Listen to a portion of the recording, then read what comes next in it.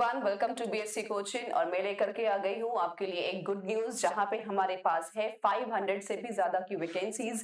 ये है हमारे लिए टोटल 500 असिस्टेंट की पोस्ट जो कि हमारे इंश्योरेंस सेक्टर में आ गई है। जी बिल्कुल, ये पोस्ट जो आई है वो हमारी न्यू इंडिया एश्योरेंस कंपनी जो है, वो नेशनलाइज्ड जो हमारा इंश्योरेंस कंपनी है वो है, जो लेकर के 500 वैकेंसीज आई है। ये वैकेंसीज जो है वो हमारे लिए असिस्टेंट के पोस्ट के लिए है। असिस्टेंट का पोस्ट अगर कॉमन लेमैन लैंग्वेज की में बात करें तो यानी कि क्लरिकल लेवल का ये पोस्ट आता है। जो बैंक में आप जिसको क्लर्क समझते हैं वही हमारे यहाँ पे इंश्योरेंस वाले में असिस्टेंट की पोस्ट होती है। हर बैंक जो है, हर डिपार्टमेंट जो है, ऑर्गेनाइजेशन अपने हिसाब से नाम रखता है। तो जो हमारा इंश्योरेंस है इन्होंने अपने असिस्टेंट रखा है, लेकिन जॉब प्रोफाइल जो है वो पूरा का पूरा क्लरिकल प्रोफाइल की है। यानी कि वो वैसे वाले प्रोफाइल के लोग होते हैं जो कस्टमर से डायरेक्टली इंटरैक्ट करते हैं। तो जो 500 हमारा पोस्ट है वो रीजनली डिवाइड किया गया है, स्टेट वाइज में अलग अलग जैसा वैकेंसीज है, क्योंकि हम जानते हैं कि जब भी जो क्लर्क होते हैं उनको लोकल लैंग्वेज यानी कि जो रीजनल लैंग्वेज है उनमें उनका कम्युनिकेशन स्किल बहुत अच्छा होना चाहिए। वो बहुत इजीली लोगों से इंटरैक्ट कर सकते हैं। फॉर एग्जाम्पल, आप अगर बिहार से हो एंड अगर अचानक से आपको कर्नाटका जाना है तो आपको कन्नड़ आना ही पड़ेगा, क्योंकि वहाँ के मैक्सिमम लोग जो है वो कन्नड़ बोलते हैं। और जो फ्रंट पे जो बैठते हैं वो जो कस्टमर से इंटरैक्ट करते हैं, अगर आप वहाँ पे हिंदी या इंग्लिश बोलेंगे तो वहाँ प्रॉब्लम हो जाएगी। इसलिए वहाँ पे प्रेफर करते हैं कि जो लोकल के जो लोग हैं वही वहां पे रिक्रूट हो जाए। इसी कारण से जब भी हमारे क्लरिकल की पोस्ट की जो वैकेंसीज आती है वो रीजनली डिवाइड हो जाती है। इसमें ये भी हो सकता है कि ऐसा ना हो कि आप इस रीजन से चले जाएं और फिर बाद में आप ट्रांसफर कराना चाहें, ये भी पॉसिबल नहीं होता है। तो आप जिस जगह पे हैं आपको वहीं पे रहना होगा। तो ये सब जो है टोटल का टोटल जो है हमारा है वो 500 वैकेंसीज है, और ये अलग अलग हमारा स्टेट जो है उसके हिसाब से डिवाइड किया हुआ है। सबसे ज्यादा जो वैकेंसी आई है वो है महाराष्ट्र में है, फिर अपने हिसाब से है जो है बहुत दो जो है सबसे कम है। फिर आपका मणिपुर में जो नॉर्थ ईस्ट तरफ जाते हैं वहां पे सिर्फ एक एक वैकेंसीज है। तो अपने स्टेट के हिसाब से जितना ज्यादा है आप देख सकते हो, लेकिन ऐसा नहीं है कि मैंने देख लिया कि भाई महाराष्ट्र में वैकेंसी 105 है तो मैं वहां से फॉर्म फिल कर दूंगा। नहीं भैया, वहां के फॉर्म फिल करने के बाद भी आपका एक रीजनल टेस्ट होगा जिसमें आपकी लैंग्वेज की स्किल जो होती है वो चेक की जाती है, क्योंकि आपको लिखना, पढ़ना और समझना ये सब कुछ आना चाहिए। ठीक है, तो ऐसा नहीं है कि मैंने बस बोल दिया कि हाँ मुझे कन्नड़ आता नहीं भैया, उसकी भी टेस्ट होती रहती है। आपको लिखना, पढ़ना, समझना चाहिए, आप समझ सकते हो आप, तो वैसे वाली भी टेस्ट होती है। तो उसके हिसाब से ही आप जो है वो फॉर्म फिल कीजिएगा। अपने हिसाब से देखो कि आप कौन सी लैंग्वेज में फ्लुएंट है, तभी जाकर के आप फॉर्म फिल कर सकते हैं। ठीक है, आगे का प्रोसेस देखते हैं। पहले तो 500 वैकेंसीज है, अपने हिसाब से अपना स्टेट जो है वो देख लीजिएगा कि कहाँ कहाँ पे है। सबसे इंपॉर्टेंट जो होता है डेट्स होता है कि भैया कब से कब का ये है। तो ये जो डेट इसमें फिक्स किया हुआ है वो है हमारा 17 दिसंबर से लेकर के 1 जनवरी 2025। यानी कि यस, फॉर्म जो है उसका टाइम शुरू हो चुका है। वो आपका 17 दिसंबर से लेकर के 1 जनवरी 2025 तक का ये डेट है। वो डेट इंक्लूसिव, मतलब आप 1 तारीख को भी फॉर्म फिल कर सकते हैं।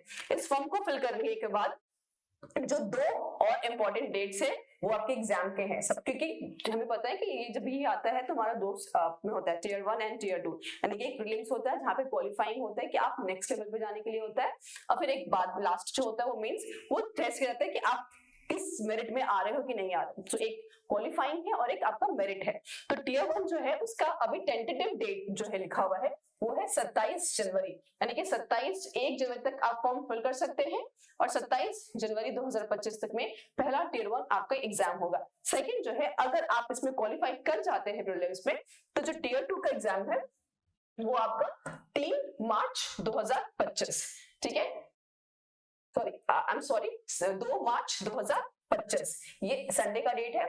तो 2 डेट्स है हमारा है, एक है 27 जनवरी और दूसरा है हमारा 2 मार्च। ठीक है, तो ये डेट आप याद रखिएगा अपने टियर 1 और टियर 2 के एग्जामिनेशन के लिए। अब ये डेट्स तो हो ही गई है। अब इसके बाद आपको देखना है कि आप क्वालिफाई कैसे करते हैं, आपकी एलिजिबिलिटी क्राइटेरिया। एग्जाम क्वालिफाई करना अलग चीज है, फिर फॉर्म फिल करने के लिए भी तो आप एलिजिबल होने चाहिए। तो बेसिक चीज है कि भाई आपकी नेशनैलिटी होनी चाहिए, आप यहीं के होने चाहिए। फिर उसके बाद आपका एज क्या होना चाहिए, आपका क्वालिफिकेशन कितने पढ़े लिखे हैं, वो चीजें होती हैं।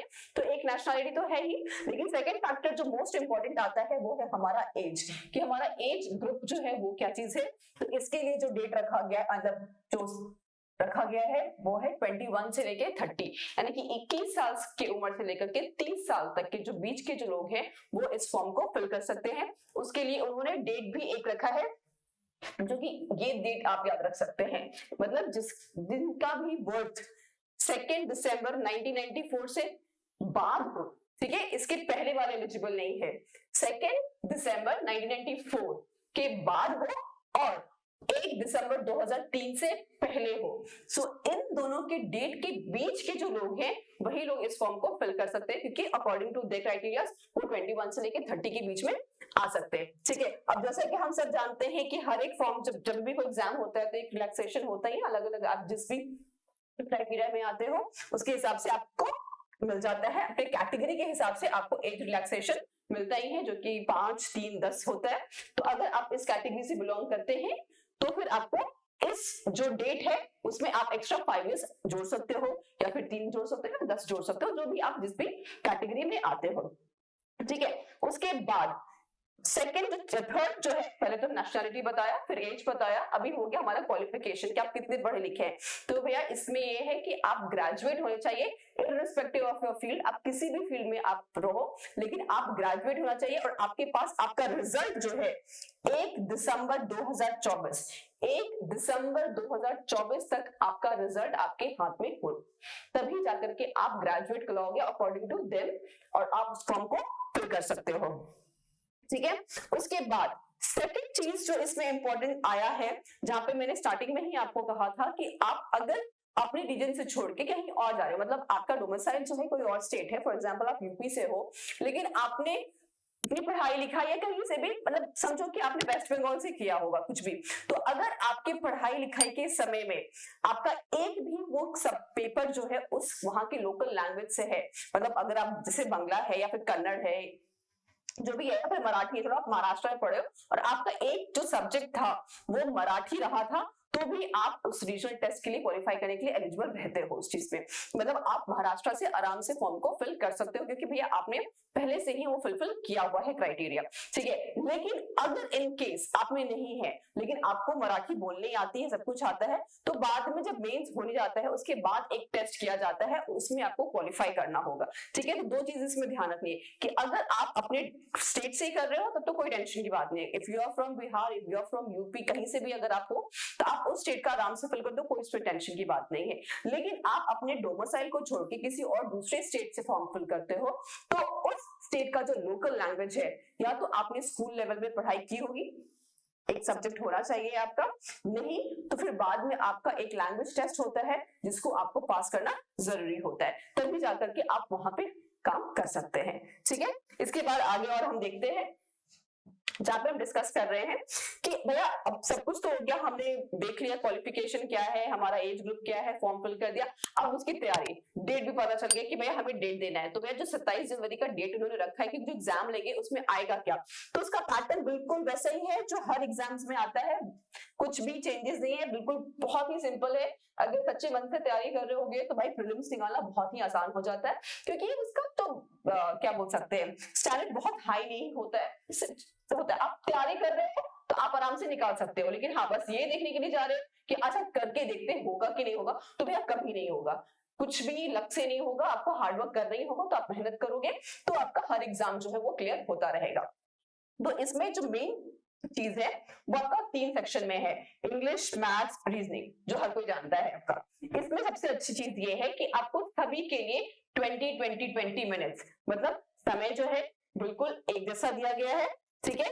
लेकिन जो मार्क्स है आप देखोगे कि इंग्लिश के लिए आपको 30 मार्क्स मिल रहे हैं और रीजनिंग और मैथ्स जो कि न्यूमेरिकल एबिलिटी कहते हैं उसमें 35 समय जो है बिल्कुल बराबर है, 20 मिनट के लिए, मतलब 1 घंटे का टोटल पेपर होगा जिसमें मार्क्स आपको 100 स्कोर करना, मतलब 1 घंटे में 100 मार्क्स का पेपर है, जिसमें 30 मार्क्स इंग्लिश के लिए होते हैं और मैथ्स और रीजनिंग के लिए जो आपके हैं वो 35 है, ठीक है। इंग्लिश तो ऑब्वियसली इंग्लिश वाले में ही होगा, लेकिन बाकी जो 2 सेक्शन है वो आपको इंग्लिश और हिंदी दोनों सेक्शन में आपको मिलता रहेगा, ठीक है। तो दिस इज प्रीलिम्स जो स्टार्टिंग में है आपका 1 घंटे का पेपर है, 3 सब्जेक्ट है, आपको समय बिल्कुल बराबर से बटा हुआ है और टोटल 100 है, तो जिसमें इंग्लिश आपका 30 है, बाकी आपके 35 मार्क्स है, ठीक है। चलो अच्छी बात होगा कि ये तो हमारा क्लियर होना ही होना है, क्योंकि तैयारी तो बहुत अच्छे से कर रहे हैं। तो एक बार हमारा जब प्रीलिम्स निकल जाता है उसके बाद हम सेकंड स्टेज पे जाते हैं, जो कि हमारा आता है मेंस, जो कि टियर 2।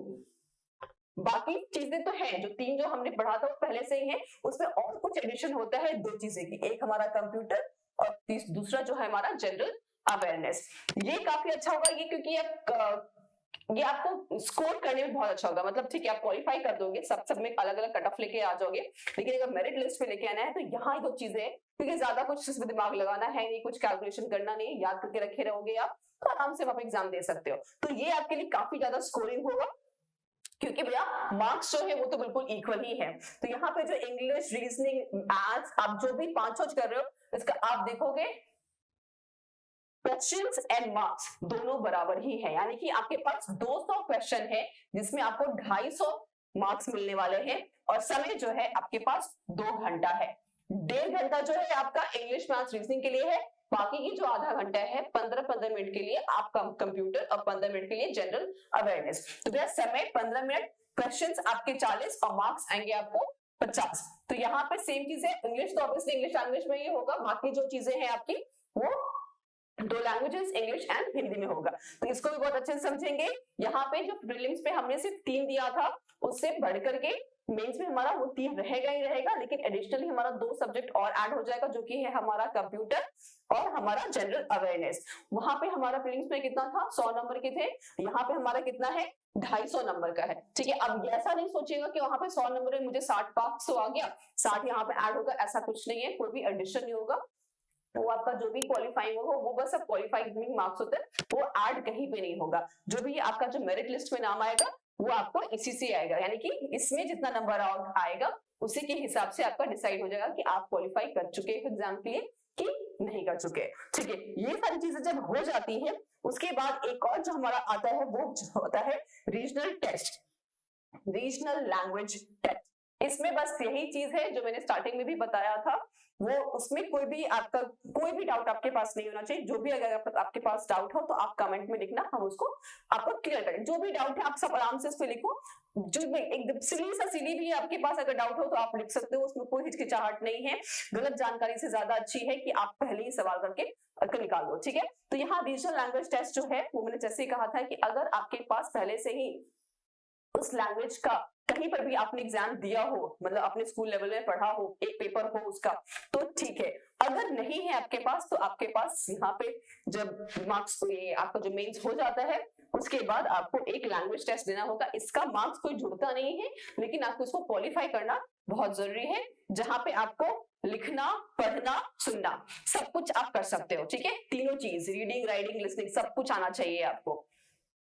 ठीक है, इसके बाद जो है आपको जो ये नोटिफिकेशन है इसका लिंक भी जो है हमारे डिस्क्रिप्शन बॉक्स में है, तो आप उसको क्लिक कर सकते हो, जहां पे आपका पूरा का पूरा कहाँ पे कौन कौन सा सेंटर लग रहा है वो का पूरा डिस्क्रिप्शन आपके पास है, तो आप आराम से अपना सेंटर भी देख सकते हैं। ठीक है, अब लास्ट में भैया इसमें करना कितना है, कितना पैसा लगेगा, और पैसा ज्यादा नहीं है। अगर आप इस कैटेगरी से हैं, SC ST PW से, तो आपका सिर्फ 100 रुपया लगेगा, और अगर इनके अलावा कोई और है तो आपका 850 रुपया लगेगा। 100 रुपया अगर आप किसी कैटेगरी से हैं, SC ST PW से या फिर एक्स सर्विसमैन से।